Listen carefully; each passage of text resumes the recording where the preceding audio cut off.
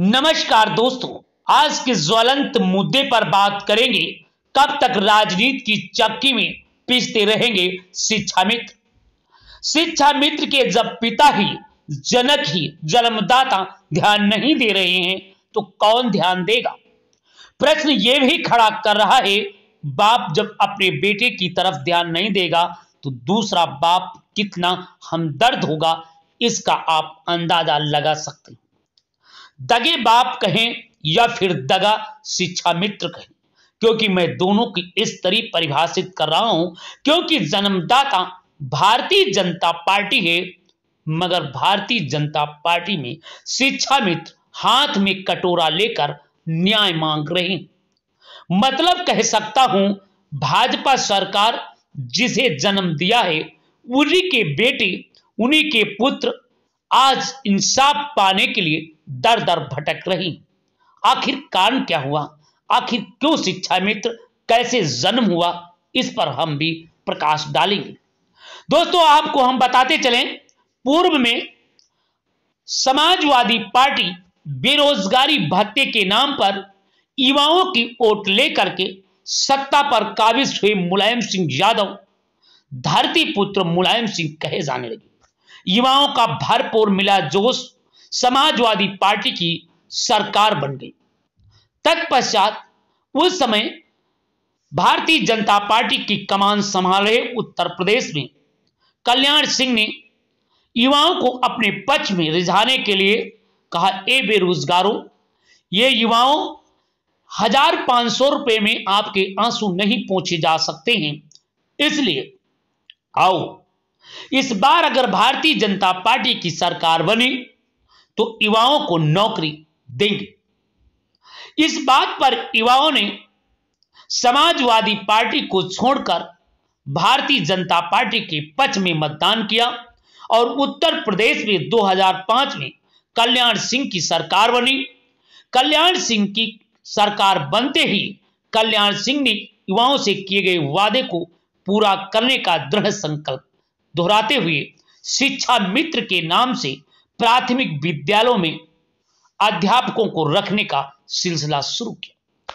2022 में 2250 रुपए में शिक्षा मित्र की नौकरी पर युवाओं को रखा गया। शर्त यह थी कि ग्राम पंचायत में सर्वाधिक अंक पाने वाले आरक्षित वर्ग के व्यक्ति को ही शिक्षा मित्र बनाया जाएगा, जिसमें ना तो आरक्षण का हनन होगा और ना तो किसी व्यक्ति का हनन हो पाएगा। इसे मद्देनजर रखते हुए सैकड़ों की तादाद में हर जनपद और हर ब्लॉक स्तर पर जितने विद्यालय थे सभी में नियुक्त किए गए। ट्रेनिंग हुई।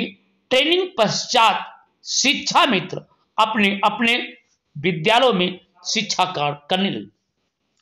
भारतीय जनता पार्टी ने उस वक्त केवल इंटरमीडिएट पास को ही शिक्षा मित्र बना दिया। तत्पश्चात शिक्षा मित्रों का जोश और खरोश इतनी तेज से था कि बच्चों को शिक्षा, उत्तर प्रदेश की शिक्षा एकदम से दुरुस्त हो गई। चारों तरफ शिक्षा की गुणगान होने लगे और लोगों की लगन और निष्ठा बढ़ने लगी। परंतु उस समय उत्तर प्रदेश के शिक्षा मित्रों की कमान संभाल रहे शिक्षा मित्र का सर्वप्रथम संगठन का जन्म आदर्श अध्यापक शिक्षा मित्र एसोसिएशन के नाम से पंजीकरण कराया गया, जिसके अध्यक्ष राजेश कुमार सिद्धार्थ हुए, जिसको जनपद सीतापुर से लेकर राजधानी तक उसकी धमक बनी और आंदोलन हुए। सीतापुर, लखीमपुर, हरदोई, शाहजहांपुर, बरेली, उन्नाव, फैजाबाद, गोरखपुर, देवरिया, सिद्धार्थनगर, अन्य जनपदों से शिक्षा मित्र एक मंच पर आकर के अपनी आवाज गूंजने लगे। शिक्षा मित्रों का बार बार अनुमोदन होना, शिक्षा मित्रों की बार बार प्रधानाध्यापक और अध्यापक के उत्पीड़न की समस्या उठाने लगी।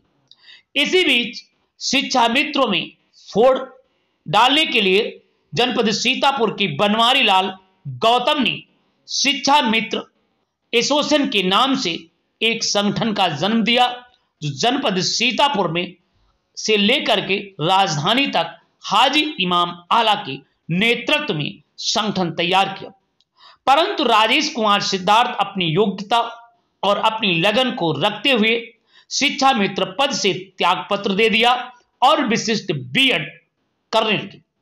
विशिष्ट बीएड करने के साथ साथ राजेश कुमार सिद्धार्थ शिक्षा जगत से संन्यास लेते हुए मीडिया जगत में प्रवेश किया और वो वर्तमान में कई समाचार पत्र पत्रिकाओं और चैनल के संपादक बन गए। संपादक बनते ही शिक्षा मित्रों की आवाज दबने लगी और हाजी इमाम आला बनवारी लाल सैनी दोनों राजनीतिक स्वर में घुल गए और समाजवादी पार्टी की गोद में जा बैठे।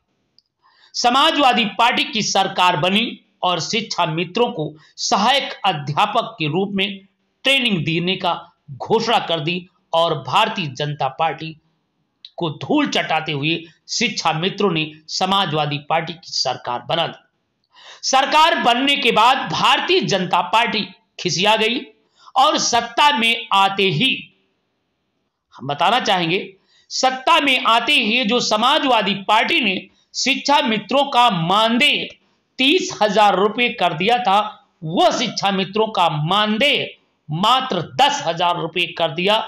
और इतना ही नहीं, जो सहायक अध्यापक थे उनका सहायक अध्यापक पद भी छीन लिया।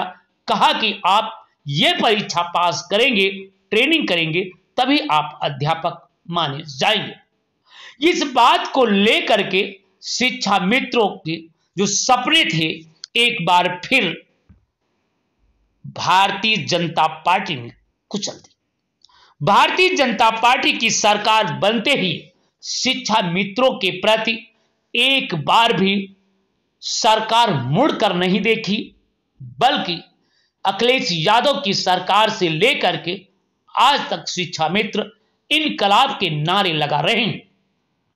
क्या शिक्षा मित्रों का सपना टूट जाएगा? क्या शिक्षा मित्र अपने अधिकार पा पाएंगे? अब शिक्षा मित्र एक ही कड़ी में कहने लगे, यदि एसोसिएशन के अध्यक्ष राजेश कुमार सिद्धार्थ होते तो शायद आवाज बुलंद करते हुए हम लोगों को इंसाफ मिल गया होता और आज अध्यापक बन गए होते। परंतु गुटबाजी राजनीतिकरण के कारण आज शिक्षा मित्रों की हालत बद से बदतर हो गई। और हम बताना चाहेंगे, उत्तर प्रदेश की राजनीतिक समीकरण हर ग्राम पंचायत में तैनात शिक्षा मित्र के भविष्य को कौन देखता है? यदि शिक्षा मित्र एकजुट हो जाए तो जिस सरकार को चाहे उस सरकार को 24 घंटे के अंदर धराशाही कर सकते हैं।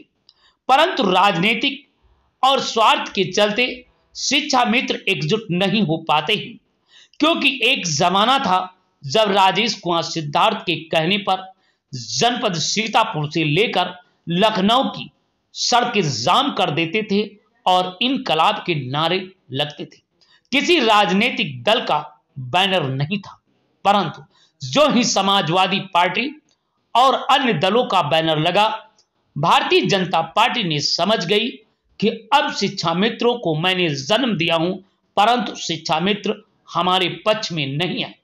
इसलिए शिक्षा मित्रों को फूटी आंख से भारतीय जनता पार्टी नहीं देखा, बल्कि शिक्षा मित्रों के पैर कुचलने के लिए तमाम तरीके के षड्यंत्र रच दिया। हम आपको यह भी बताना चाहते हैं कि शिक्षा मित्रों की नियुक्ति से लेकर के उनका मानदेय तक जो भी सरकार सुविधा दे रही थी पूर्ववर्ती, वो सारी की सारी सुविधाएं जीरो पर पहुंच गई और बेचारे शिक्षा मित्र आज 10,000 में अपनी रोजी रोटी चला रहे हैं। वैसे बात किया जाए, भारतीय संविधान में सामान्य कार्य के लिए सामान्य वेतन है, परंतु बेचारे शिक्षा मित्र आज भी सामान्य कार्य कर रहे हैं, बच्चों को पढ़ा रहे हैं, अच्छी शिक्षा दे रहे हैं, परंतु बेचारों की हालत आप खुद देख सकते हैं। इस महंगाई में जहां पर 2250 रुपए से पढ़ा रहे शिक्षा मित्रों की सैलरी मात्र 10,000 रुपए में आकर टिकी हो, जिसकी सैलरी 30,000 तक हो गई हो, उनकी सैलरी फिर 10,000 आ गई हो, तो आप क्या सोचेंगे? जरा गौर करिए, सोचिए। सरकार को कोस रहे हैं और आगे वाली सरकार को देख रहे हैं। वैसी बात किया जाए, अब चुनाव आ गया है 2024 का। अगर 2024 में शिक्षा मित्र अपनी ताकत, एकता दिखा पाएंगे तो निश्चित रूप से उत्तर प्रदेश ही नहीं बल्कि केंद्र सरकार कोई एक कानून पास करते हुए शिक्षा मित्रों का सपना साकार कर सकती है। अब प्रश्न यह खड़ा होता है, क्या शिक्षा मित्रों में एकता बन पाएगी? क्या शिक्षा मित्र एक हो पाएंगे? क्या शिक्षा मित्र अपनी आवाज बुलंद कर पाएंगे? क्या शिक्षा मित्र ऐलाने जंग कर पाएंगे? वैसे बात करें तो डबल इंजन की सरकार है और डबल इंजन की सरकार बनने के कारण क्या शिक्षा मित्रों की सुध लेगी? जब डबल इंजन की सरकार ये फेल होती नजर आएगी कि मेरी सरकार को धराशाही कर देंगे, तो निश्चित रूप से डबल इंजन की सरकार शिक्षा मित्रों का ध्यान देगी। वैसे बात करें तो शिक्षा मित्रों की एकता पर किसी भी प्रकार का भारतीय जनता पार्टी पर कोई असर नहीं पड़ रहा है, क्योंकि लाखों की तादाद में तैनात शिक्षा मित्र की एकता इस बात का साफ साफ संकेत दे रहा है कि शिक्षा मित्र एक नहीं है, क्योंकि राजनीतिक ध्रुवीकरण के कारण, राजनीतिक पहलुओं के कारण, विभिन्न जगह पर बट जाने के कारण, पूर्व में हुए विधानसभा और लोकसभा चुनाव में ना तो भारतीय जनता पार्टी का कोई नुकसान कर पाए और ना ही उत्तर प्रदेश के मुख्यमंत्री योगी आदित्यनाथ का, जिससे योगी आदित्यनाथ पर कोई असर नहीं पड़ा। परंतु 2024 के चुनाव में भारतीय जनता पार्टी के सामने एक विकल्प खड़ा हो सकता है, यदि सभी शिक्षा मित्र एक साथ एकजुट हो जाएं और अभी से आह्वान कर दें। यदि भारतीय जनता पार्टी शिक्षा मित्रों का सम्मान और सहायक अध्यापक नहीं तैनात करती है या नहीं मानती है, तो हम आर पार की लड़ाई लड़ेंगे और ये नहीं, हम इंडिया गठबंधन का भरपूर समर्थन करेंगे। जब उसे ये दिखता नजर आएगा तो निश्चित रूप से लगा हुआ चश्मा जीत का या शिक्षा मित्रों की जा रही अनदेखी एक बार फिर भारतीय जनता पार्टी को चुभेगी, तो शायद ही अपनी जिसे जन्म दिया था उन शिक्षा मित्रों के प्रति थोड़ा लगाव आ जाएगा। यदि एकता नहीं कर पाए और एक मुखरबिंद से विरोध भारतीय जनता पार्टी का नहीं कर पाएंगे, तो फिर टाए टाए फिस हो जाएगा और शिक्षा मित्र अपनी ढपली, अपना राग अलापते रहेंगे। अब प्रश्न ये उठ रहा है कि शिक्षा मित्रों को सहायक अध्यापक के रूप में कब सरकार मानेगी? अगर हम बात करें तो एक चपरासी बाबू बन जाता है, परंतु बेचारे 2005 से 2023 तक आज बेचारों को सहायक अध्यापक जैसी पोस्ट और उनके सामान्य वेतन नहीं मिल पाया। कारण क्या है? क्या सरकार इस तरीके के सामान्य कार्य ले सकती है तो सामान्य वेतन क्यों नहीं दे पाती है? इसका भी मुद्दा सड़क से लेकर संसद तक उठना चाहिए, परंतु शिक्षा मित्र ना तो विधायकों को घेर पा रहे हैं और ना ही सांसदों को जो इनकी कोई आवाज बुलंद कर सके। वहीं पर जब राजेश कुमार सिद्धार्थ इसका नेतृत्व कर रहे थे, तो अपने अपने विधानसभाओं में तैनात सभी शिक्षा मित्रों को उनके विधानसभा के विधायक और उनके लोकसभा के नेता को घेरने का काम करते थे। कहते थे, अगर आप हमारी आवाज बुलंद करेंगे तो हम आपकी आवाज बुलंद करेंगे, हम आपको वोट देंगे, अन्यथा आप हमारे परिवार और मेरी तरफ ध्यान नहीं देंगे तो निश्चित रूप से हम आपका पुरजोर विरोध करेंगे। जिसके कारण विधायक और सांसद संसद से लेकर सड़क तक हर जगह पर शिक्षा मित्रों के उत्पीड़न की बात करते थे और आपका मानदेय बढ़ा। परंतु जो संगठन बिखरा और बिखरने के बाद आपने कोई भी दबाव नहीं कर पाए। खैर, कोई बात नहीं, जब से चेतो तब से सवेरा है। अभी से अगर शिक्षा मित्र एक पक्ष पर आ जाएं, या तो भारतीय जनता पार्टी के पक्ष में शरणागत हो जाएं, या फिर भारतीय जनता पार्टी के विरोध में एकदम सड़क पर उतर आएं, तब भारतीय जनता पार्टी को यह लगेगा कि हर ग्राम पंचायत में एक शिक्षा मित्र रहता है और एक शिक्षा मित्र कम से कम 40 बच्चों को पढ़ाता है, 150 बच्चों को पढ़ाता है।